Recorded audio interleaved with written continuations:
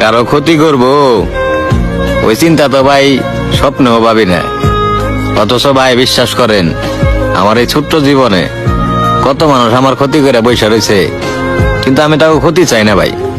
কারণ উপরে তো একজন আছে ভাই, মানুষ যদি মানুষের ক্ষতি করে ভালো থাকে তাহলে আমিও ভালো।